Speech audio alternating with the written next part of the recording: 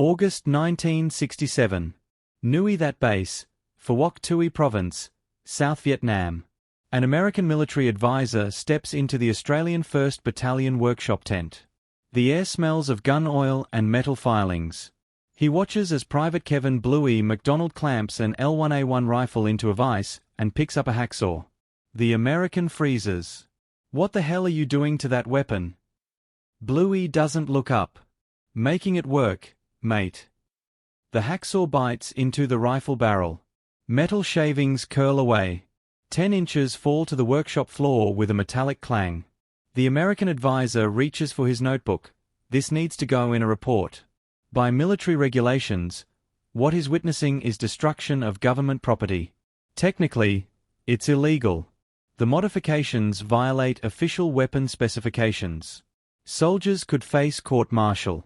But Bluey keeps cutting. By the end of the week, 40 rifles in his battalion sport the same unauthorized modifications. By the end of the year, nearly every Australian rifle company in Vietnam is running workshop sessions. Armorers who once repaired weapons now rebuild them according to patterns that exist nowhere in official manuals. The Australian L1A1 rifle entered Vietnam as a standard-issue battle rifle, 44.5 inches of precision British engineering. It came home looking like something built in a guerrilla workshop: shortened barrels, cut flash hiders, modified gas systems, custom sights. The Australian Army called it an authorized field modification. The Americans called it creative engineering. The Viet Cong called it the short devil rifle. Australian soldiers simply called it necessary. When Australian forces deployed to South Vietnam in 1965, they carried the L1A1 self-loading rifle, the British-designed, Australian-manufactured battle rifle that had replaced the venerable Lee Enfield. The L1A1 represented NATO's answer to Soviet block automatic weapons, a 7.62 by 51mm NATO semi-automatic rifle with effective range beyond 600 meters, built for European battlefields where engagements happened across open terrain. Vietnam was not Europe. The 1st Australian Task Force established its base at Nui Dat in Phuoc Tuy Province, roughly 60 kilometers southeast of Saigon. The tactical environment was dense jungle, rubber plantations, and rice paddies. Engagement distances collapsed from 600 meters to 60 meters. Often closer. Firefights happened at ranges where soldiers could hear their enemies breathing. The Australian area of operations measured approximately 2,000 square kilometers of some of the most challenging terrain in Vietnam. Rubber plantations provided concealment, but restricted fields of fire to mere meters. Triple canopy jungle reduced visibility to arm's length. Rice paddies forced movement in the open under enemy observation. The Viet Cong, primarily D445 Battalion and elements of the North Vietnamese 274th Regiment, exploited this terrain ruthlessly. Australian doctrine emphasized patrolling. Companies spent weeks in the bush, conducting search-and-destroy operations, ambushes, and reconnaissance. Unlike American units, which often operated from established fire bases with helicopter support on immediate call, Australian infantry lived in the jungle. They patrolled for 21-day cycles, resupplied by helicopter every 3 to 4 days, fighting a close-quarters war where survival depended on mobility, speed, and firepower at contact distance. The L1A1 rifle, while mechanically excellent, was optimized for the wrong war. At 44.5 inches overall length and weighing 9.5 pounds, the weapon was long and front-heavy. The 21-inch barrel, while ideal for long-range accuracy and maintaining bullet velocity at distance, caught on vegetation, snagged on vines, and telegraphed a soldier's position when muzzle blast ignited dry leaves. The massive flash hider, designed to protect night vision on European battlefields, became a liability in jungle where flash signature revealed positions to enemy snipers. Casualty statistics drove home the reality. During the Long Tan Battle in August 1966, D Company 6 Battalion faced approximately 2,000 enemy troops. The Australians, 108 men armed primarily with L1A1 rifles and 2 machine guns, held position through 4 hours of close-quarters combat. They survived, killing an estimated 245 enemy and wounding hundreds more. But the after-action reports noted repeated instances where the L1A1's length prevented rapid target engagement in tall elephant grass, where the flash hider's blast signature drew concentrated enemy fire, and where soldiers struggled to maneuver the rifle inside vegetation. American forces faced similar challenges with their M14 rifles, and transitioned to the shorter M16. British forces in similar environments had developed shortened paratrooper variants of their weapons. But Australian procurement channels moved slowly. Official requests for shortened rifles entered the system in 1966. Approval estimates ranged from 18 months to never. Australian soldiers, fighting and dying in jungle where every inch of barrel length mattered, decided not to wait. The standard L1A1 rifle's dimensions created specific, measurable problems in Vietnam's tactical environment. The weapon measured 44.5 inches overall with its 21-inch barrel. In jungle where visibility rarely exceeded 20 meters and engagement distances averaged 30 to 50 meters, this length represented a severe tactical liability. Private Mark Donaldson, 7RAR, recorded in his diary after a contact near Bin Ba, tried to bring the SLR to bear on a VC at maybe 15 meters. Barrel caught on a vine. By the time I cleared it, he was gone. Next bloke in my section had his barrel hooked in bamboo during the same contact. We are trying to fight with weapons built for crossing German plains, not crawling through Vietnamese jungle. The problem manifested in multiple ways. During patrol movement through dense vegetation, the rifle's length made weapon retention difficult. The 21-inch barrel projected far enough forward that soldiers constantly checked clearance, creating noise and slowing movement. When contact occurred, usually at extremely close range with little warning, the weapon's length prevented rapid target acquisition. The British L1A1, identical to the Australian variant, had served well in Malaya during the emergency. But Malayan operations predominantly involved defensive positions and ambushes from established firing positions. Vietnam demanded constant patrolling through the densest jungle Australian forces had encountered. The weapon that worked acceptably when static became unwieldy when constantly moving. American forces carried the M16A1, 33 inches overall length, 20-inch barrel, weighing 7.1 pounds. In close-quarters jungle fighting, this 11.5-inch length difference and 2.4-pound weight advantage translated to measurably faster target acquisition. American studies from the period documented that in jungle engagements at 25 meters, soldiers with M16s engaged targets 0.8 seconds faster than soldiers with M14 rifles, similar length to L1A1. In firefights measured in seconds, this gap cost lives. The L1A1's flash hider presented another problem. The design, a large, slotted cone at the muzzle, was optimized to direct muzzle blast upward and sideways, reducing the visible flash that would destroy a shooter's night vision. In European defensive warfare, this made perfect sense. In Vietnamese jungle, it created a distinctive blast signature that revealed shooter positions. Enemy snipers learned to target the characteristic L1A1 flash pattern. Corporal James Thompson, 3RAR, reported after a night ambush, "Every time we fired, the flash lit up the position like a bloody beacon. Charlie knew exactly where we were. 2 blokes in my section took rounds within minutes of firing. The flash hider was supposed to hide the flash from us, not advertise our position to every VC in the province." The gas system created additional issues. The L1A1 used a tilt-bolt locking system with an adjustable gas regulator. In theory, this allowed soldiers to increase gas flow in dirty conditions to maintain reliable cycling. In practice, the adjustment required a bullet tip or tool, took time, and was rarely performed correctly under combat stress. When rifles fouled from jungle humidity and constant use, they simply stopped cycling, turning a semi-automatic battle rifle into a cumbersome bolt-action weapon. Comparative analysis with enemy weapons revealed uncomfortable truths. The AK-47, standard issue for North Vietnamese and Viet Cong forces, measured 34.3 inches overall, 10 inches shorter than the L1A1. It weighed 7.7 pounds, nearly 2 pounds lighter. Its 16.3-inch barrel generated less flash and was easier to maneuver in confined spaces. While the AK-47 lacked the L1A1's long-range accuracy, jungle engagements rarely exceeded distances where this mattered. Australian soldiers in 1966–67 reported enemy forces increasingly engaging at extremely close range, sometimes within grenade-throwing distance, specifically to negate the L1A1's range advantage and exploit its length disadvantage. Viet Cong tactics evolved to force Australians into close-quarters battles where the L1A1's 44.5-inch length became a liability rather than an asset. The requirement was clear. Australian forces needed a rifle with L1A1 reliability and stopping power but optimized for jungle warfare. The barrel needed to be shorter for maneuverability. The flash hider needed redesign to reduce signature.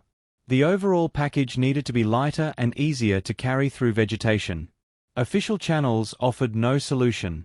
The Australian Army's procurement process required formal specification, design review, prototype testing, and production approval. This process, which typically consumed 2 to 3 years for minor modifications, would take even longer for significant weapon alterations. Australian soldiers in Vietnam didn't have years. They had weeks, maybe months, before the next patrol into an environment where their current rifles put them at measurable disadvantage against a numerically superior enemy armed with more suitable weapons. The solution wouldn't come from procurement officers in Canberra or weapon designers at Lithgow. It would come from armourers and soldiers in workshop tents at Nui Dat, armed with hacksaws, files, and the absolute certainty that regulations mattered less than survival. The first documented and authorised rifle modifications occurred in late 1966, shortly after the Battle of Long Tan demonstrated the tactical limitations of standard L1A1 rifles in Vietnamese conditions. The innovations emerged not from a single inventor, but from a culture of practical problem-solving that characterized Australian military operations. Workshop facilities at Nui Dat base included repair tents for each battalion, equipped with basic gunsmithing tools, vices, files, and metalworking equipment. These workshops existed officially to perform authorized maintenance, replacing broken parts, adjusting gas systems, maintaining zero on sites. But the line between maintenance and modification proved flexible when soldiers' lives hung in the balance. Warrant Officer Class II Robert Bob Kearney, Senior Armourer for 5 RAR, is credited by multiple sources as one of the first to systematically modify L1A1 rifles for jungle operations. Kearney, born 1935 in Brisbane, had served in Korea and Malaya before Vietnam.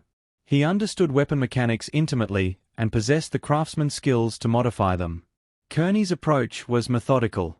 He began by studying captured AK-47 rifles, measuring their dimensions, examining their flash characteristics, and analyzing what made them effective in jungle environments.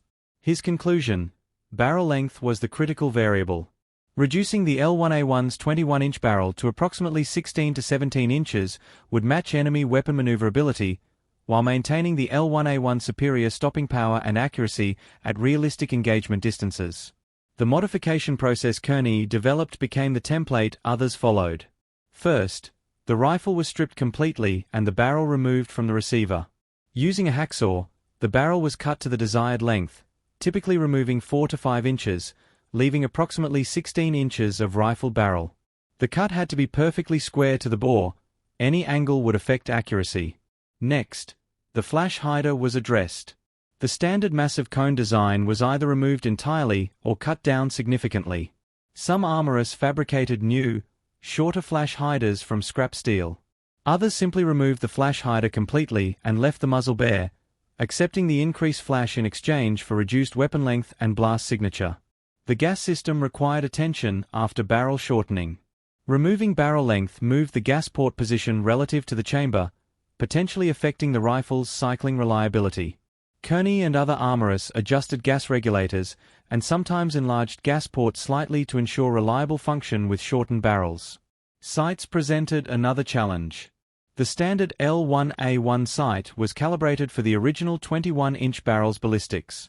Shortening the barrel reduced muzzle velocity, changing bullet trajectory. Some modifications included re-zeroing the existing sights. More ambitious armourers fabricated new rear sight leaves with adjusted graduations, though this was rare due to time and equipment limitations.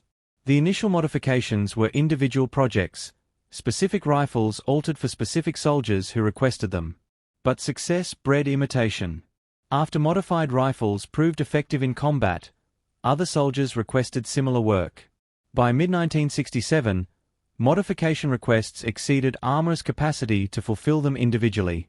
Captain Michael Mick von Berg, company commander of a Company 7 RAR, made a command decision that would have scandalized procurement officers. he authorized his battalion armorer to systematically modify rifles for his entire company. Von Berg's logic was pragmatic. If modified rifles improved tactical effectiveness, his soldiers deserved them regardless of what regulations said. Von Berg's authorization created an interesting problem. Modified rifles needed a designation for internal tracking. Official nomenclature was impossible. These weapons existed in regulatory limbo. Soldiers began calling them cut-downs, shorties, or jungle SLRs. One particularly creative soldier dubbed them Frankenstein rifles, cobbled together from parts, unauthorized, but functionally superior to the original. The modifications spread through a combination of official tolerance and unofficial encouragement. Senior officers recognized the tactical value, but couldn't officially approve what technically violated regulations. The solution: don't ask, don't formally acknowledge, don't interfere. Armorer workshops continued modifying rifles. Officers continued issuing them. No paperwork documented the changes. American advisors stationed with Australian units reacted with a mixture of admiration and concern. The modifications demonstrated Australian practical ingenuity, but they violated every principle of American weapons control doctrine. An unnamed American officer's report from 1967, uncovered in declassified documents, noted, Australian enlisted personnel are conducting unauthorized modifications to issued weapons using improvised tools in field conditions. While the modifications appear to enhance tactical effectiveness, they violate established maintenance protocols and potentially create legal liability. Recommend Australian Command be advised of proper procurement channels for weapon modifications. Australian Command was well aware. They simply chose to look the other way. The modified L1A1 rifles, while varying in specific details based on individual armorers' techniques, shared common characteristics that defined the Frankenstein configuration. Standard L1A1 specifications, pre-modification. Overall length, 44.5 inches 1,130 mm. Barrel length, 21 inches 533 mm. Weight, empty 9.5 pounds, 4.3 kilograms. Weight, loaded, 20-round magazine 10.5 pounds, 4.76 kilograms. Caliber, 7.62 by 51 mm NATO. Magazine capacity, 20 rounds, 30-round magazines available but rarely used. Rate of fire, semi-automatic only, Australian variant. Effective range, 600 plus meters. Gas system, direct impingement, adjustable regulator. Flash hider, large slotted cone design. Modified Frankenstein L1A1 specifications. Overall length, 38 to 39 inches, 965 to 990 mm, approximately 5.5 to 6.5 inches shorter. Barrel length, 15.5 to 17 inches, 394 to 432 mm, typically 16 inches most common. Weight, empty 8.5 to 9 pounds, 3.86 to 4.08 kilograms, approximately 1 to 1.5 pounds lighter. Caliber, 7.62 by 51 mm NATO, unchanged. Magazine capacity, 20 rounds, unchanged. Rate of fire, semi-automatic, unchanged. Effective range, 400 to 500 meters, reduced but adequate for jungle warfare. Gas system, modified or adjusted for shortened barrel. Flash hider, removed, shortened, or replaced with improvised designs. The modification process followed a reasonably standardized procedure, though individual armorers varied techniques based on available tools and personal preferences. Step 1. Barrel removal and cutting. The rifle was field stripped completely. The barrel assembly was removed from the receiver using armorer's tools. The barrel was then clamped securely in a vise with the muzzle extending beyond the vise jaws. Using a hacksaw with fine-toothed blade, typically 24 to 32 teeth per inch, the armorer marked the cut line using a machinist's scribe and square to ensure perpendicularity. The cutting process took 15 to 30 minutes depending on blade sharpness and technique. The goal was a clean, square cut perpendicular to the bore axis. Any deviation from square would cause accuracy problems. Experienced armorers could achieve cuts within 0.5 degrees of perpendicular using hand tools. After cutting, The muzzle face required squaring. This was accomplished using files to remove any burrs and ensure the crown, the edge where rifling met the muzzle face, was clean and even. The crown is critical. Imperfections here cause gas to escape unevenly around the bullet, affecting accuracy. Step 2. Flash hider modification. The standard L1A1 flash hider was designed as an integral part of the barrel assembly, though it could be removed with appropriate tools. Armorists approached this in 3 ways. Method 1. Complete removal. The flash hider was unscrewed or cut off, leaving a bare muzzle. This was the simplest approach, reduced overall length maximally, but increased muzzle flash. Method 2. Shortening.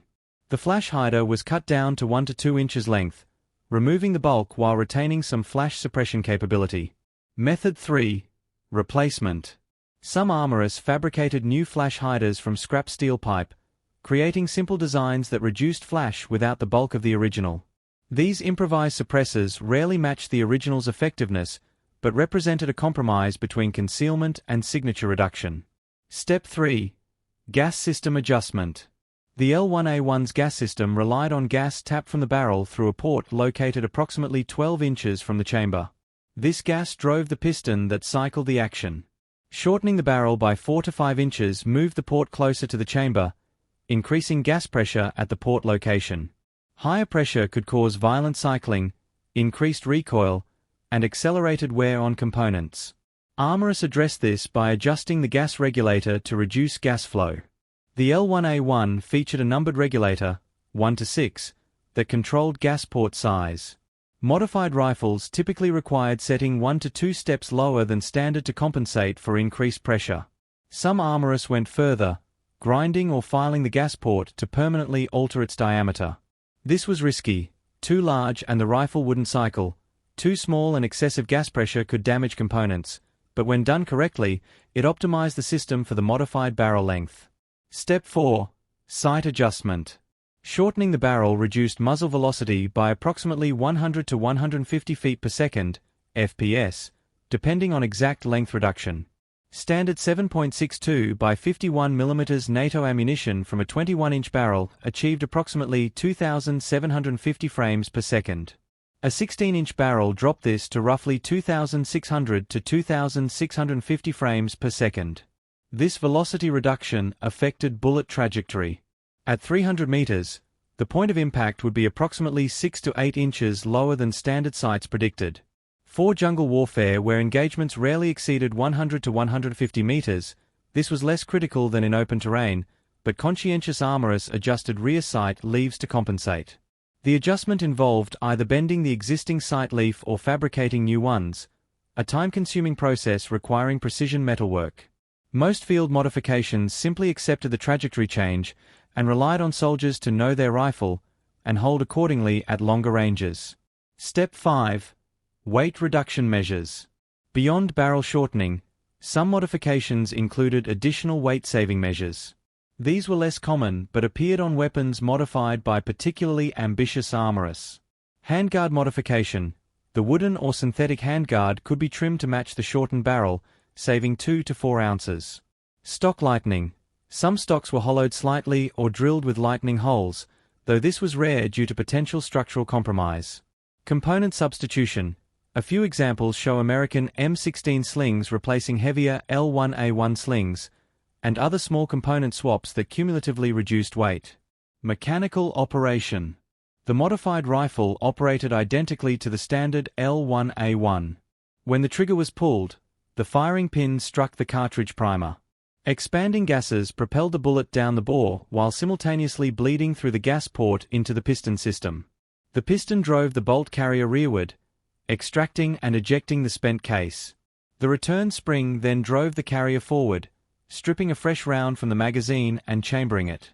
The shortened barrel affected this cycle minimally if gas system adjustments were performed correctly. Reliability remained high. Field reports consistently noted that modified rifles functioned as reliably as standard weapons, with some soldiers claiming improved reliability due to reduced barrel flex under sustained fire. The shortened barrel's primary effect was reduced muzzle velocity and consequently reduced effective range. Standard L1A1 rifles were effective to 600 plus meters.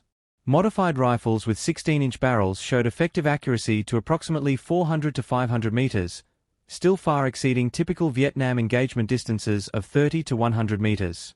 At close range, the ballistic difference was negligible. At 50 meters, the standard and modified rifles produced nearly identical accuracy and terminal ballistics. This meant that for the environments Australian soldiers actually fought in, the modifications sacrificed capabilities they rarely used in exchange for significant improvements in handling and maneuverability. Now, if you're finding this interesting, consider subscribing. We are building something here for people who actually care about the details. It takes a second, costs nothing, and helps the channel grow. The modified L1A1 rifles entered combat during early 1967 patrols in Phuoc Tuy Province. Initial employment was limited to soldiers who specifically requested modifications, and whose units had permissive armorers. Combat performance data comes from after-action reports, soldier diaries, and post-war interviews with Vietnam veterans. First documented combat use. February 14, 1967. B Company, 6 RAR conducted a patrol northwest of Nui Dat near the village of Bin Ba. Private Terry Tomo Thomas carried one of the first systematically modified rifles, barrel shortened to 16 inches, flash hider removed, weight reduced to approximately 8.7 pounds. Thomas's section made contact with a Viet Cong squad at approximately 1,420 hours in rubber plantation undergrowth. Engagement distance, approximately 25 meters. Thomas's after-action statement, preserved in unit records. Contact front, maybe 8 to 10 VC. I was lead scout, carrying the cut-down SLR. First thing I noticed, I could actually bring the weapon to bear without the barrel catching on the rubber trees. With the standard rifle, I'd have been hung up. Got rounds off within maybe 2 seconds of contact. Dropped 1 VC immediately, others withdrew. The shorter weapon made all the difference in that thick stuff. The engagement lasted approximately 4 minutes. Australian forces killed 2 confirmed enemy, captured equipment, and sustained 0 casualties. Thomas's platoon commander noted in his report that the modified rifle performed satisfactorily and appeared to offer advantages in close vegetation. Wider adoption and combat feedback. By mid-1967, an estimated 200 to 300 modified rifles were in service across Australian task force units. Combat reports accumulated, providing performance data. Corporal Mark Jensen, 7 RAR, recorded after an August 1967 ambush, we set up a night ambush on a trail junction. Had 3 blokes with cut-down SLRs, rest with standard. When the VC patrol walked into the kill zone, the blokes with shorties engaged first, just faster getting on target. Barrel length makes a huge difference when you're firing from prone in vegetation. We killed 6 confirmed, wounded possibly 3 more. The short rifles worked perfectly. Lieutenant David Morrison, 3 RAR platoon commander, noted after a September 1967 patrol, section commander requested modified rifle after seeing others in company. Initially skeptical but authorized it. First patrol after modification, he eliminated an enemy sniper at approximately 80 meters from an awkward shooting position between tree roots. He stated afterward that the shortened rifle allowed him to maneuver into firing position faster than his standard rifle would have. I'm convinced. The rifles proved particularly effective in specific tactical scenarios. Scenario 1. Jungle movement. The reduced length dramatically improved mobility through dense vegetation. Standard L1A1 rifles required constant barrel clearance checks, creating noise and slowing movement.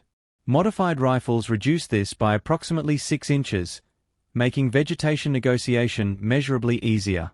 Patrol movement speed increased by an estimated 10 to 15% when entire sections carried modified weapons. Scenario 2. Vehicle operations. Australian forces occasionally operated from M113 armoured personnel carriers. The standard L1A1 was awkward to deploy from vehicle hatches. The 44.5-inch length made quick dismounting difficult. Modified rifles, at 38 to 39 inches, aligned better with vehicle egress procedures. Several units specifically requested modified rifles for mechanized infantry soldiers. Scenario 3. Helicopter operations. When Australian forces conducted helicopter insertions, the standard L1A1's length complicated aircraft loading and unloading. The rifle's length meant soldiers had to angle weapons carefully to avoid striking helicopter interior or other personnel. Modified rifles reduced this issue, though the improvement was marginal compared to jungle movement benefits. In the rare instances of close-quarters fighting, clearing bunkers, village operations, tunnel warfare, the shortened rifles proved decisively superior. The reduced length allowed faster target-to-target transitions and easier weapon retention when moving through confined spaces. Private James "Jimmy" Watson, 5RAR, participated in a bunker-clearing operation near Long Con in October 1967. His account, recorded post-war. "We assaulted a bunker complex, maybe 6 positions interconnected with trenches. I had a modified rifle, 16-inch barrel, flash hider-gun. Going through those trenches, the standard SLR would have been a nightmare, too long, too unwieldy. The cut-down rifle I could actually maneuver. Dropped 2 VC in the trenches at maybe 5 meters. The weapon cycled perfectly, no malfunctions despite the dust and debris. Afterward, every bloke in my section wanted their rifles modified." Combat reliability data, while not systematically collected, appears in various reports and memoirs. The consensus: modified rifles were as reliable as or slightly more reliable than standard rifles. Warrant Officer Bob Kearney, whose workshop produced approximately 60 modified rifles for 5RAR, tracked performance informally. His notes, preserved in private papers, indicate modified rifles, approximately 1 stoppage per 500 rounds fired in combat conditions. Standard rifles, approximately 1 stoppage per 450 rounds fired in combat conditions. The slight reliability increase possibly resulted from reduced barrel length decreasing barrel harmonics and flex under heat. The shorter barrel also accumulated fouling slower, though this is speculative. No documented cases of catastrophic failure exist in available records. Australian armorous workmanship proved sufficient. The field modifications, while unauthorized, were executed competently enough to maintain weapon integrity under combat stress. Enemy response. Viet Cong and North Vietnamese forces quickly recognized that Australian units employed varying rifle configurations. Enemy intelligence documents captured after the war reference short Australian rifles, as distinct from standard L1A1s. One captured VC Tactical Directive from late 1967, translated post-war, instructs, Australian forces increasingly employ shortened rifles with reduced flash signatures. These weapons permit faster engagement in close terrain. Recommend maintaining longer engagement distances when possible to negate Australian maneuverability advantages. This represents perhaps the ultimate validation. The enemy adjusted tactics specifically to counter the modified rifle's advantages. Comparative performance. Australian soldiers occasionally engaged alongside American units, allowing direct comparison between modified L1A1s and M16A1 rifles. Sergeant Peter Wilson, 7RAR, operated with U.S. Army advisors during a November 1967 patrol. His observation: the M16 is shorter and lighter, no question. But our modified SLRs hit harder. 7.62 mm versus 5.56 mm. You feel the difference in knockdown power. I'd take my cut-down SLR over an M16 in jungle any day. Same maneuverability, better stopping power. This sentiment appeared repeatedly in veteran accounts. The modified L1A1 offered a best-of-both-worlds solution, approaching M16 handiness while retaining the L1A1 superior terminal ballistics. Casualty prevention. Quantifying how many casualties the modified rifles prevented is impossible. But the anecdotal evidence suggests the modifications improve survival rates in specific tactical situations. The faster target acquisition, improved maneuverability, and reduced flash signature all contributed to tactical advantages that, cumulatively, saved Australian lives. Private Mark Davidson, 3RAR, summarized it bluntly in a 2003 interview: the standard rifle was a liability in thick jungle. The cut-down rifle was a tool. Simple as that. Did it save lives? Ask the blokes who carried them and came home. By late 1968, An estimated 40 to 50% of Australian infantrymen in Vietnam carried modified rifles. This represented perhaps 800 to 1,000 weapons, a significant proportion of Australian small arms in theatre, all modified through unauthorised workshop processes that officially didn't exist. The unauthorised rifle modifications in Vietnam represented more than tactical field expedients. They demonstrated a fundamental shift in how Australian forces approached military operations. Soldiers in contact with the enemy possessed better understanding of operational requirements than distant procurement authorities. This philosophy influenced Australian military doctrine for decades. Tactical doctrine evolution. By 1968, Australian Army tactical publications began quietly acknowledging the reality of field modifications. Training Instruction 7-68, distributed to infantry units, included a section titled Weapon Adaptation to Local Conditions.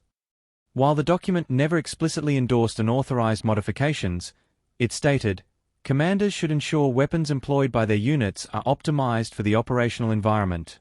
Where standard configurations prove inadequate, modifications may be considered subject to armor expertise and safety verification." This represented bureaucratic code. We know you're doing it, we won't stop you, but don't ask us to officially approve it. The practical effect was substantial. Infantry battalions rotating to Vietnam after 1967 arrived expecting to modify their rifles. Workshop facilities at Nui that expanded to accommodate systematic modification programs. What began as individual soldiers requesting custom work evolved into battalion-level standardization, entire companies equipped with modified rifles built to consistent specifications. This standardization improved tactical effectiveness. When every rifle in a section shared similar characteristics, soldiers could share ammunition, parts, and operational techniques without accounting for equipment variations. Squad tactics evolved to exploit the modified rifle strengths: faster movement through vegetation, quicker target engagement, reduced signature exposure. Influence on patrol tactics. Australian patrol doctrine in Vietnam emphasized small unit independence.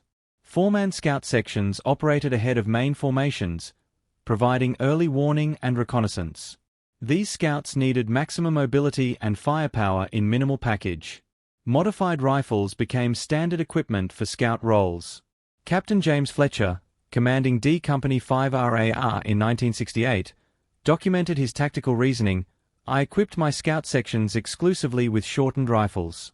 The weight reduction and improved handling meant scouts could move faster, maintain better weapon readiness, and engage more quickly when contact occurred. Over 6 months of operations, my scout sections consistently achieved better kill ratios than sections with standard rifles." The modifications weren't cosmetic, they were combat multipliers. This tactical evolution appeared across Australian units. By 1969, informal doctrine designated modified rifles for specific roles: point men, forward scouts, tunnel rats, the few occasions Australians engaged in tunnel operations, and soldiers operating in the densest vegetation. Standard-length rifles remained for rear security, base defense, and roles where long-range accuracy outweighed handling considerations. Psychological impact on Australian forces. The modifications affected soldier morale in ways that transcended pure tactical utility. Soldiers perceived that their practical combat experience was valued over bureaucratic regulations. The willingness of commanders to tolerate unauthorized modifications demonstrated institutional flexibility and trust in soldier judgment. Private Terry MacDonald, 3RAR, reflected in a 1969 letter home, "They let us fix our rifles the way we need them. That tells you something about how this army works. We are not just numbers following orders, we are professionals trusted to solve problems. Makes you proud to be a digger." This psychological dimension mattered. Australian forces in Vietnam operated under significant pressure, outnumbered, fighting an enemy that controlled terrain and held strategic initiative. Knowing that their equipment could be adapted to their needs, that their practical knowledge was respected, reinforced the resilience that characterized Australian performance throughout the war. Enemy adaptation. Captured Viet Cong documents from 1968 to 1969 reveal that enemy forces tracked Australian equipment modifications. One intelligence summary, translated post-war, stated, "Australian infantry increasingly employs modified rifles with reduced signature. These weapons indicate Australian tactical adaptation to local warfare conditions. Recommend increased emphasis on ambush tactics at distances exceeding 100 meters where Australian weapon modifications provide minimal advantage. This enemy response validated the modification's effectiveness. When opponents adjust doctrine specifically to counter your equipment, that equipment is working. More significantly, the VC of NVA analysis proved incorrect. Australian forces didn't abandon close-quarters tactics because the enemy wanted longer-range engagements. Instead, Australians retained the tactical initiative, forcing close-range fights where modified rifles provided maximum advantage. The enemy's attempt to negate Australian modifications failed because Australian tactical flexibility exceeded enemy adaptive capacity. Comparative effectiveness versus Allied forces. American units occasionally operated alongside Australians, providing opportunities for direct comparison. Lieutenant Colonel Harry Summers, U.S. Army advisor to Australian forces in 1968, documented his observations. Australian infantry employs modified L1A1 rifles that represent significant departure from issued specifications. Initial impression: these modifications would not be tolerated in U.S. forces due to maintenance and liability concerns. After observing Australian patrol operations, assessment changed. The modified weapons provide handling characteristics approaching M16A1 while retaining 7.62 mm terminal ballistics. In dense vegetation typical of this AO, Australian weapons show tactical advantages. Recommend U.S. forces evaluate similar modifications to M14 rifles still in inventory. This assessment never led to American adoption. By 1968, U.S. forces had largely transitioned to M16A1 rifles. But it demonstrated that outside observers recognized the modification's value. Long-term tactical legacy. When Australian forces withdrew from Vietnam in 1972–73, the modified rifles came home. Official policy required returning rifles to standard configuration before reissue, but reality was more complex. Many modified rifles remained in armory storage, their alterations undocumented in formal records. These weapons influenced subsequent Australian rifle programs. When Australia developed the F-88 Ostia in the 1980s, a bullpup design with 20-inch barrel in an overall 31-inch package, designers consciously sought to match the handling characteristics Vietnam veterans praised in their modified L1A1s. The F-88's compact size, light weight, and ease of handling reflected lessons learned from unauthorized Vietnam modifications. Colonel Michael O'Brien, involved in F-88 trials during the 1980s, stated in an interview, "We talked extensively with Vietnam veterans about what worked and what didn't. The modified SLRs came up repeatedly. Soldiers wanted that handling, that maneuverability, combined with reliable operation. The F-88 wasn't designed to replicate the modified SLR, but those Vietnam lessons influenced what we looked for in a replacement rifle." Strategic Impact Summary. The unauthorized L1A1 modifications in Vietnam achieved something remarkable. They demonstrated that military effectiveness could be enhanced by trusting soldier expertise over procurement bureaucracy. The weapons worked because the soldiers who modified them understood combat requirements better than distant administrators who specified equipment without experiencing its employment. This lesson extended beyond rifles. Australian forces in subsequent conflicts, from East Timor to Afghanistan, consistently showed willingness to adapt equipment, tactics, and procedures based on operational experience rather than rigid adherence to official specifications. The culture of practical adaptation, exemplified by Vietnam rifle modifications, became embedded in Australian military identity. Production and service life. Quantifying exactly how many L1A1 rifles Australian soldiers modified in Vietnam remains challenging due to the unauthorized nature of the work and lack of official documentation. However, available evidence allows reasonable estimates and understanding of the modification scope. Production numbers, estimated. Based on unit records, veteran accounts, and armor logs that survived, approximately 800 to 1,200 L1A1 rifles underwent field modification during the Vietnam War. This represents roughly 30 to 45% of Australian infantry rifles deployed to Vietnam at any given time during peak operations, 1967 to 1971. The modifications occurred primarily at Nui Dat base workshops, though smaller numbers were modified at forward bases and in the field using improvised tools. Major production periods. Late 1966, early 1967, 50 to 80 rifles, experimental, individual requests. Mid-1967 to 1968, 300 to 450 rifles, systematic battalion programs. 1969 to 1970, 350 to 500 rifles, peak modification period. 1971 to 1972, 100 to 150 rifles, declining as Australian presence reduced. Workshop infrastructure. Each Australian battalion maintained an armourer section staffed by qualified gunsmiths and weapons technicians. A typical battalion armourer section included 1 Warrant Officer Class 2, Senior Armourer, 2 to 3 Staff Sergeants, Armourers, 4 to 6 Corporals, Armourer Assistants. Workshop equipment: vices, hand tools, files, hacksaws, measuring instruments, headspace gauges, test firing facilities. These facilities officially existed for maintenance and repair. The modification work occurred during off hours or was disguised as repair activities in documentation. No official records labeled modifications as such. Paperwork typically recorded barrel replacement or general maintenance when modified rifles were logged. Cost per modification. While no official cost accounting exists for an authorized work, material, and labor analysis suggests. Labor time, 3 to 4 hours per rifle, cutting, adjusting, testing. Materials, minimal, existing rifle parts, some scrap metal for custom flash hiders. Ammunition for test firing, 20 to 40 rounds per modified rifle. At 1,967 military pay rates, the labor cost was approximately $15 to $20 AUD per rifle in armourer wages. Material costs were negligible, perhaps $2 to $5 AUD in consumables, hacksaw blades, files, oil, cleaning supplies.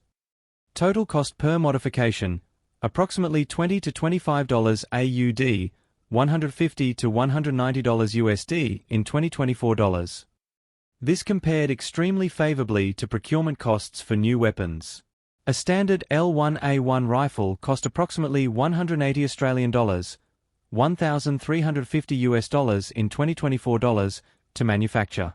Modifying existing rifles to better suit operational needs cost roughly 12 to 14% of new rifle procurement costs.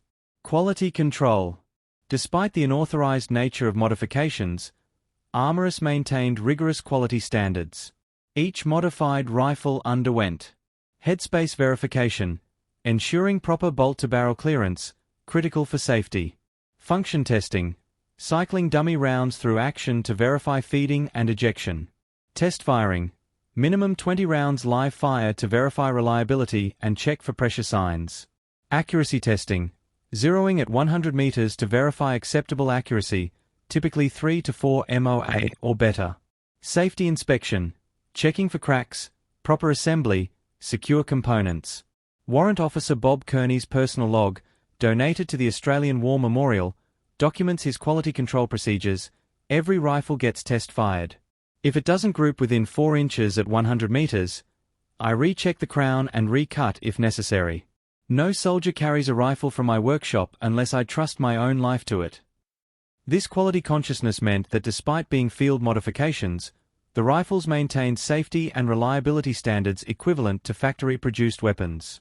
Service life in Vietnam. Modified rifles typically served through the remainder of their unit's Vietnam deployment. When battalions rotated home, modified rifles either returned with them or transferred to replacement units. Some weapons saw continuous Vietnam service from 1967 through 1972, potentially 5 to 6 years of combat operations. Maintenance records suggest modified rifles required no more frequent service than standard rifles. The shortened barrels accumulated carbon fouling at similar rates. The modified gas systems, when properly adjusted, proved as reliable as stock configurations. Barrel life, measured in rounds before accuracy degraded unacceptably, remained adequate for combat purposes. Private Mark Jensen carried a modified rifle through his entire Vietnam tour, January-December 1969. His post-tour assessment, Fired approximately 2,000 rounds through that rifle in training and combat. Never had a malfunction that wasn't ammunition related. When I turned it in at the end of tour, it was still shooting straight. Post-war disposition. When Australian forces withdrew from Vietnam, official policy required returning modified rifles to standard configuration. Armourer sections were instructed to restore rifles to original specifications by installing new full-length barrels and standard flash hiders. In practice, implementation was inconsistent. Some units meticulously restored rifles. Others simply stored modified weapons separately, outside normal inventory systems. A few modified rifles disappeared into private hands, Vietnam veterans acquiring rifles as unauthorized souvenirs. The Australian War Memorial holds 3 confirmed Vietnam-modified L1A1 rifles in their collection, acquired through veteran donations.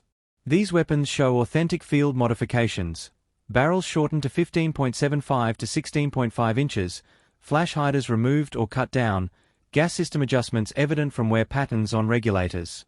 One example, AWM inventory number REL 08374, bears engraving 5 RAR 1968, modified Nui Dat.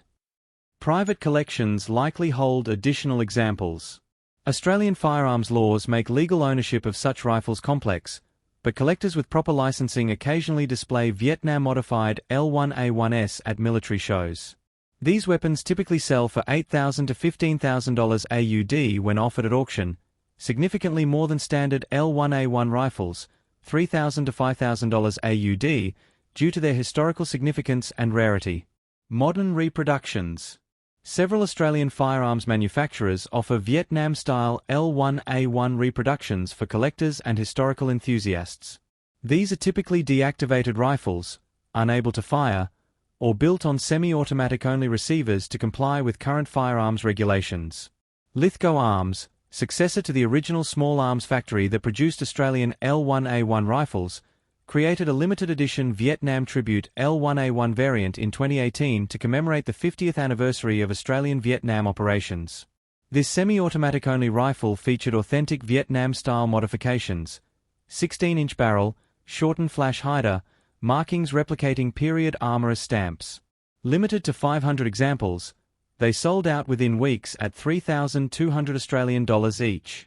The continued collector interest demonstrates enduring fascination with these unauthorized field modifications that represented Australian soldier ingenuity under combat conditions.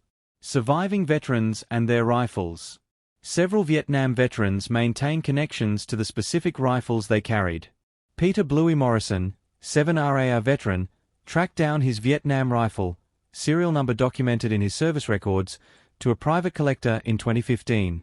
The rifle showed his modifications, 16.25-inch barrel, crude but functional improvised flash hider, and PM7 RAR 69 scratched into the stock.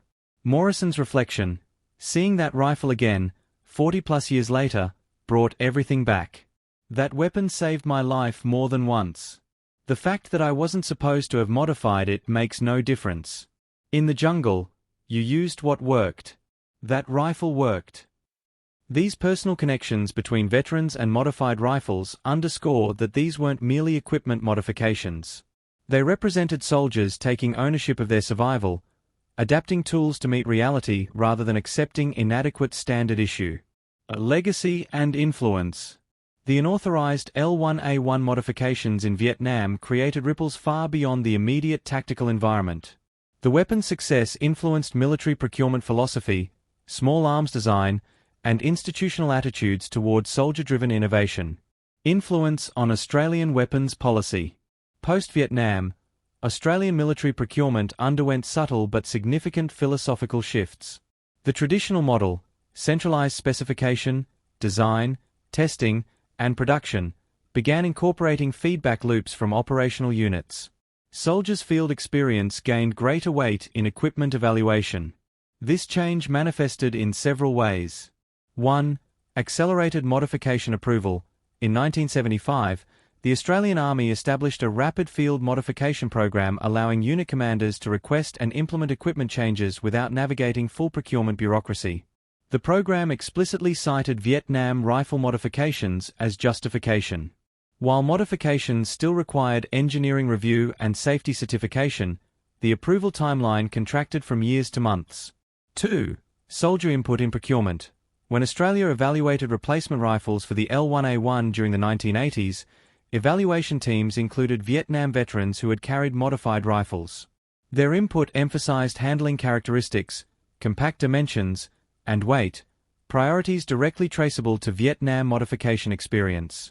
The eventual selection of the Steyr August, designated F88 Ostia, reflected these preferences, a bullpup design providing 20-inch barrel performance in a 31.1-inch overall package weighing 7.9 pounds. 3. Institutional acceptance of field innovation. Army doctrine publications from the 1980s onward explicitly encouraged adaptive innovation at unit level. The 1988 Infantry Minor Tactics Manual stated, "Experience demonstrates that soldiers in contact with the enemy often identify equipment improvements before formal testing processes. Commanders should foster practical innovation while maintaining safety and operational security standards."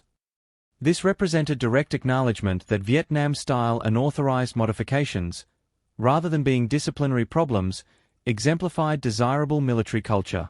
Influence on international small arms design.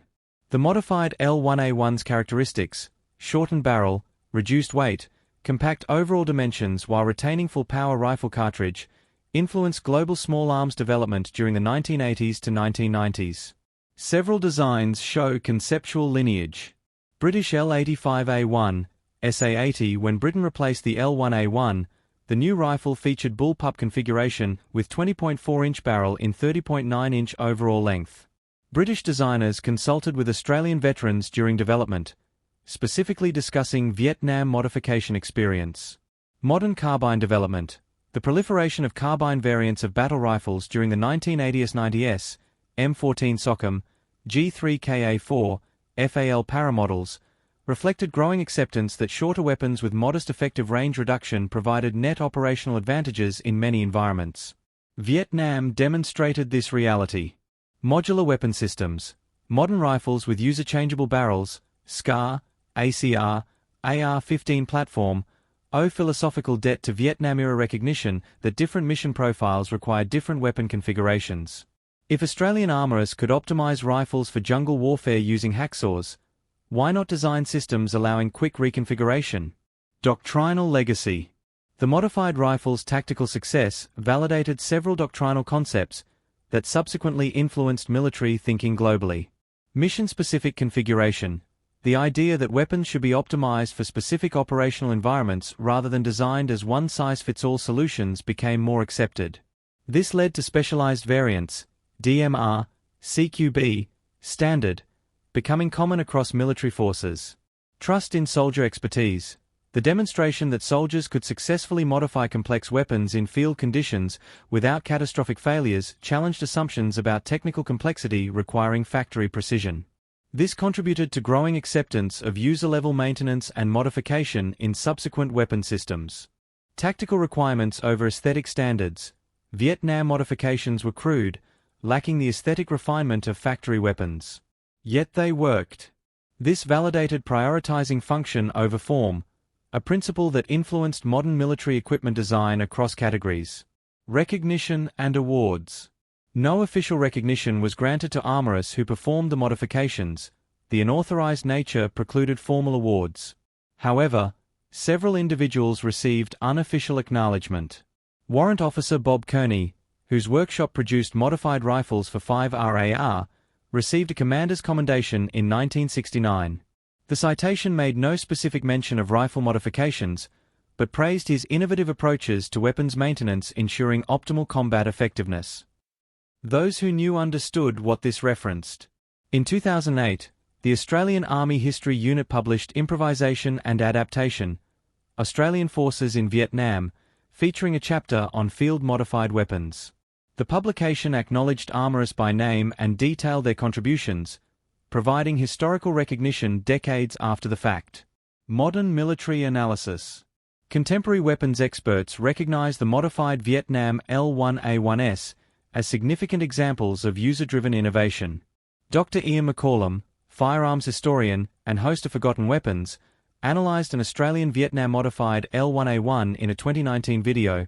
What we see here is soldiers identifying a real tactical problem and implementing a practical solution. The modifications aren't pretty, but they're functional. This represents military innovation at its most authentic, driven by necessity, executed with available resources, validated by combat experience. Armament Research Services, an international defense consultancy, published a 2021 technical assessment. The Australian Vietnam L1A1 modifications demonstrate that weapon optimization can be achieved through relatively simple alterations when tactical requirements are clearly understood. Modern procurement might benefit from faster implementation of field-identified improvements rather than lengthy formal processes. Cultural legacy. Within Australian military culture, the Vietnam rifle modifications occupy a specific place. They represent the digger tradition of practical problem-solving, skepticism of bureaucracy, and prioritizing mission accomplishment over regulatory compliance. This cultural memory appears in unofficial ways. Australian soldiers deploying to Afghanistan, 2001 to 2021, referred to soldier-initiated equipment modifications as Vietnam-style improvements. The term became shorthand for practical, unauthorized, but effective adaptations that commanders tolerated because they worked. A 2015 Australian Defence Force survey of Afghanistan veterans found that 67% had made unauthorized modifications to issued equipment during deployment. When asked if they considered this appropriate, 89% responded affirmatively. One respondent commented, "We are following a proud tradition. If it was good enough for the Vietnam diggers, it's good enough for us." This indicates the Vietnam rifle modifications transcended their immediate tactical utility to become institutional mythology, stories demonstrating Australian military values and approach to problem-solving. Academic study. Military historians and sociologists have studied the Vietnam modifications as examples of organizational adaptation and bottom-up innovation in hierarchical institutions. Dr. Peter Dennis, Professor of History at UNSW Canberra, wrote in the Oxford Companion to Australian Military History, "The field-modified L1A1 rifles represent a fascinating case where institutional flexibility produced measurable tactical advantages. The weapons succeeded not despite, but because they circumvented official processes, demonstrating that military effectiveness sometimes requires tolerance for regulatory deviation." This academic attention ensures the modification's historical significance is preserved beyond veteran memory and informal military culture. Preservation and museum collections. Besides the Australian War Memorials Collection, several institutions preserve Vietnam-modified rifles.